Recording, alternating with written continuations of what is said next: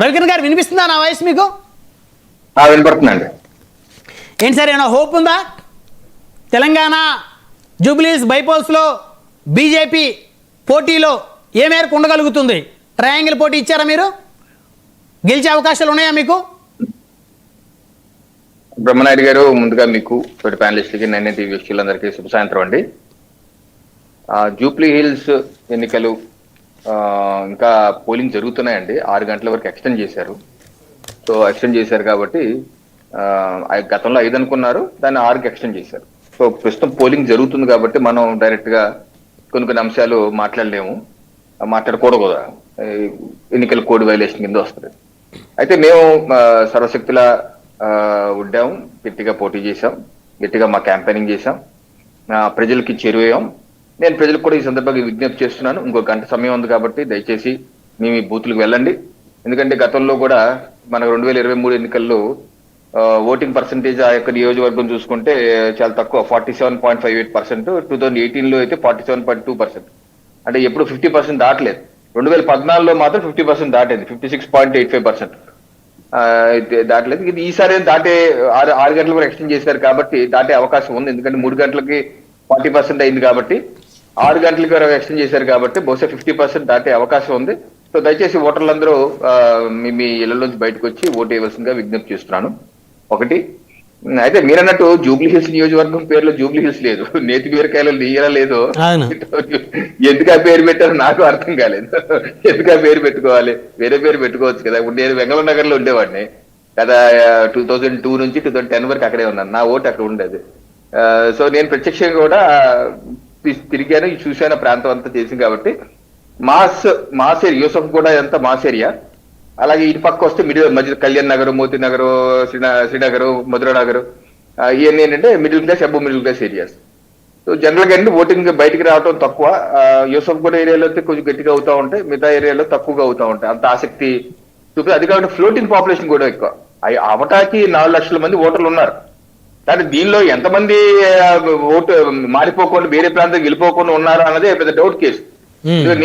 నేను వచ్చే ముందు నా ఓటు డిలీట్ చేసేయమని చెప్పి ఇచ్చి లెటర్స్ వచ్చాను. మరి అది ఓటు ఉందో లేదు నేను ఎప్పుడు చెక్ చేసుకోలేదు. మనకున్న ఎన్నికల వ్యవస్థ ఏంటంటే అది డిలీట్ చేయరు. బీజేపీకి ఇలా అయితే మన దుర్మార్గులు అవుతాం. అలా చేయకూడదు, తప్పది. ఒక బాధ్యత పౌరులుగా మనం ఆ పని చేయకూడదు.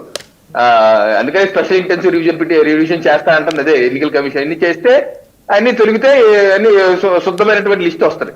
సో దీన్ని కాంగ్రెస్ పార్టీ వాళ్ళు ఎడుతుంటారు, కొంతమంది అపోజిషన్ పార్టీ ఎడుస్తారు. ఎందుకు చేస్తారు? ఇందుకే చేస్తారు. ఇక్కడ దాకా ఎందుకు? మా కాకినాడలోనే నేను ఇదివరకు ఒక డివిజన్ లో ఉండి ఇంకొక డివిజన్కి వచ్చాను. 5 డివిజన్ ఓటు అలాగే ఉండిపోయింది. నేను 2019 ఎన్నికల్లో పోటీ చేయడానికి ఎమ్మెల్యేగా నేను పోటీ చేస్తుంటే అక్కడ కూడా నాకు ఓటు ఉంది. వెంటనే మళ్ళీ ఎంఆర్ఓ దగ్గరికి వెళ్ళి ఒక ఎఫిడవిట్ ఇచ్చి ఆ ఓటు తొలగించాయి బాబు, నేను ఎప్పుడో ఇచ్చాను, మీరు ఇంకా తొలగించలేదు, తొలగించండి బాబు అని ఎఫిడవిట్ తీసుకోవాల్సి వచ్చింది. సో ఇటువంటి సమస్యలు ఉంటాయి. సో అది వేరే ఇష్యూ. ఏదైనా సరే అక్కడైతే ట్రయాంగిల్ ఫైట్ హోరాహోరీగా జరుగుతుంది. బ్రహ్మనాయుడు గారు, ట్రయాంగిల్ పోటీ జరుగుతుందా అంటే బీజేపీ కూడా బలంగా ఉంది. అయితే పోటీలో బలంగా ప్రచారం చేశాం. గతంలో ఓట్లు వేస్తే 2023లో, ఎందుకు నేను 2023లో గోషామాల అసెంబ్లీకి ఇన్ఛార్జ్ గా వర్క్ చేశానండి. అక్కడే 15 రోజులు ఉన్నాను. అలాగే 2018లో కూడా తెలంగాణ అసెంబ్లీ ఎన్నికల్లో ఖమ్మం పార్లమెంట్ కి ఇన్ఛార్జ్ గా వర్క్ చేశాను. అక్కడ 7 అసెంబ్లీ నియోజకవర్గాలు వర్క్ చేశాను. సో గత 2 అసెంబ్లీ ఎన్నికల్లో నేను అక్కడ వర్క్ చేస్తాను కాబట్టి చూస్తున్నారు. అసెంబ్లీ ఎన్నికల్లో భారతీయ జనతా పార్టీకి కొంచెం తక్కువగానే ఉంది, పార్లమెంట్ ఎన్నికైతే ఎక్కువగా ఉంది. అది మనం యాక్సెప్ట్ చేయాలి. ఉప ఎన్నికల్లో గతంలో మనకి పోటీ చేశారు మన BJP spokes person Telangana lawyer గారు. ఆ ఉప ఎన్నికల్లో హోరాహోరీగా గెలవడం జరిగింది. అలాగే ఈటెల రాజేంద్ర గారిది గెలవడం జరిగింది. నరేష్ గారు మీరు స్క్రీన్ రొటేట్ చేసుకోండి ఒకసారి, ఆటో రొటేట్ పెట్టుకోండి. మీరు రవికిరణ్ గారు కంటిన్యూ చేయండి. సో ఇప్పుడు ఈ ఉప ఎన్నిక దీపక్ రెడ్డి గారు కూడా నేను 2023లో నేను అక్కడ ఉన్నప్పుడు పార్టీ ఆఫీస్ లో ఆయన వచ్చారు, ఆయన కలవడం జరిగింది. ఇప్పుడు విచిత్రం ఏంటంటే ముగ్గురు టీడీపీ వాళ్ళే, ముగ్గురు టీడీపీ పేరెంట్ విభాగం టీడీపీ వాళ్ళే. యాదవ్ ముగ్గురు అభ్యర్థులు గతంలో పూర్వాసంలో టీడీపీలో ఉన్నవాళ్ళు. Telugu Desam పార్టీనండి, ముగ్గురిది originate Telugu Desam party. అంటే మీరు శ్రీశైలం యాదవ్ గారు తెలుగుదేశంలో అప్పుడే చంద్రబాబు గారి నాయకత్వంలో జాయిన్ అయ్యారు, కానీ తర్వాత వాళ్ళ అబ్బాయి ఎక్కడ జాయిన్ అవ్వలేదు కదా తెలుగుదేశంలో. అంటే మూలాలు టీడీపీలో ఉన్నవాళ్ళే. సో అందుకనే టీడీపీ పేరుకి అక్కడ లేకపోయినా ఆల్మోస్ట్ వాటి నుంచి వచ్చిన వ్యక్తులే ఉన్నారు. అయితే ఇందాక మీరు ఉపోద్ఘాతంలో ఉన్నారు టీడీపీ ఏంటి పరిస్థితి అని చెప్పేసి. అవును. యాక్చువల్ గా కేసీఆర్ గారు కూడా టీడీపీ నుంచి వచ్చిన ఆయనే కదా. అందుకని వాళ్ళ అబ్బాయి పేరు తారక రామారావు ఎందుకు పెట్టున్నారు, రామారావు గారి మీద అభిమానులు పెట్టున్నారు. టీడీపీలో పనిచేసి వచ్చిన ఆయన. అలాగే రేవంత్ రెడ్డి గారు టీడీపీ. ఇప్పుడు అందరూ ఏంటంటే తెలంగాణలో అందరూ టీడీపీ పనిచేసి ఉన్నారు. టీడీపీ పార్టీ మాత్రం లేకుండా పోయింది. గత 3 ఎన్నికల్లో టీడీపీ తెలంగాణ ఎన్నికలు పోటీ చేయట్లేదు. 2019లో పోటీ చేయలేదు, 2023లో పోటీ చేయలేదు, 2024లో పోటీ చేయలేదు. సో 3 టర్మ్ గా లేదు కాబట్టి ఇంకా కష్టం. ఎందుకంటే పార్టీ నిలబడ. అలాగే 2023లో కాసారి జ్ఞానేశ్వర్ గారిని రాష్ట్ర అధ్యక్షులు పెట్టుకున్నారు. పాపం టికెట్ ఇద్దాం అనుకున్నారు. ఆయన ఏడ్చుకుంటే పాపం లాస్ట్ నన్ను వద్దన్నా చెప్పి రిజైన్ చేసి వెళ్ళిపోయారు. సో ఇప్పుడున్న పరిస్థితిలో కేడర్ కూడా ఓటర్ కూడా నిలబడరండి, వెళ్ళిపోతారు. అందుకనే చాలా మంది మనం చూసుకుంటే 2023 అసెంబ్లీ ఎన్నికల్లో తెలంగాణలో మొత్తం రంగారెడ్డి జిల్లా మొత్తం బీఆర్ఎస్ స్వీప్ చేసింది. కాంగ్రెస్ పార్టీకి ఎక్కడ ఒక సీట్ కూడా రాలేదు. కాంగ్రెస్ పార్టీకి బయట వచ్చిందని బీఆర్ఎస్. ఎందుకంటే ట్రెడిషనల్ గా టీడీపీ ఓటర్లు అందరూ బీఆర్ఎస్ కి వెళ్ళిపోయారు. నేను గమనించిన కూడా క్షేత్రస్థాయిలో ఏంటంటే ట్రెడిషనల్ గా నాయకులు వెళ్ళిపోయారు, ఓటర్లు బీఆర్ఎస్ కి వెళ్ళిపోయారు. సో ఎప్పుడు కాన్స్టెంట్ గా ఉండరండి ఓటర్ ఎప్పుడు మారిపోతూ ఉంటాడు. ఇది ఎందుకంటే మనకు అవకాశం ఎటు ఓటర్ వెళ్ళిపోతాడు, నాయకుడు వెళ్ళిపోతాడు. నాయకుడు తన భవిష్యత్తు చూసుకుంటాడు, ఓటర్ ఏదైతే గెలుస్తుంది, ఏదైతే నాకు అనుకూలంలో అడగబోతుంటారు. అలాంటప్పుడు ఓటర్ ఒక పార్టీకి కాన్స్టెంట్ ఓటు ఉందా లేదా అంటే కంటిన్యూటీ ఆఫ్ ఎలక్షన్ ఉండాలి. 1, 2 నాయకత్వం పట్టిన స్థానిక క్యాడర్ కూడా స్ట్రాంగ్ గా ఉండాలి. అప్పుడే ఆ ఓటర్ బేస్ కొంత కంటిన్యూటీ ఉంది. ఎప్పుడైతే గ్యాప్ వస్తుందో ఆటోమేటిక్ గా గ్యాప్ ని ఎవరో ఒకరు ఫిల్ చేస్తారు. సో అందుకనే టీడీపీకి ఆ ఇబ్బంది ఉంది. ఏదేమైనా పరోక్షంగా టీడీపీ అందరిలోనూ పోటీ చేస్తుంది. అది గొప్పతనం. సరే, అవన్నీ పక్కన పెట్టండి. నేనేం అడుగుతున్నానంటే ఆంధ్రప్రదేశ్లో మీరు జనసేన తెలుగుదేశం కూటమిలో ఉండి మీరు ప్రభుత్వాన్ని ఏర్పాటు చేసుకున్నారు. మీ మధ్య మంచి అండర్స్టాండింగ్ ఉంది. కేంద్రంలో మరి మోదీ గారి మంత్రివర్గంలో తెలుగుదేశం పార్టీ ఎంపీలు ఉన్నారు.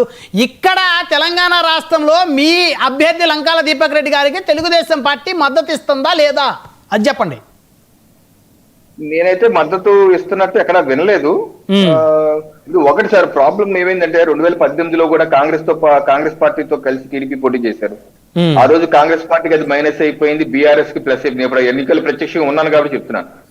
ఏ రకంగా ప్రచారం చేశారు బీఆర్ఎస్, ఇది ఆంధ్రోడు పార్టీ అని చెప్తే మొత్తం తలకిందులు అయిపోయింది. యాక్చువల్ గా అయితే పొత్తు లేకుండా ఉంటే కాంగ్రెస్ పార్టీ వచ్చేసేది. ఆ రోజు పొత్తు ఉండేసరికి కాంగ్రెస్ పార్టీ తుడిచిపెట్టుకుపోయింది. సో టీడీపీని అందులో 2023 ఎన్నికల్లో కూడా మనం చూసాం.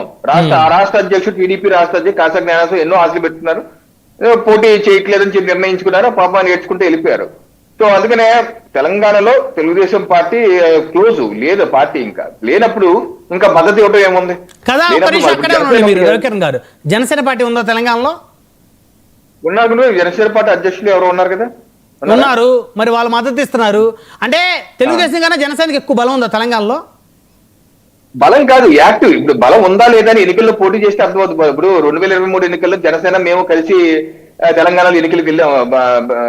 బ్రహ్మనాయుడు గారు ఇద్దరు కలిసి వెళ్ళారు కదా. సో ఆ కంటిన్యూటీ కంటిన్యూ అయ్యింది.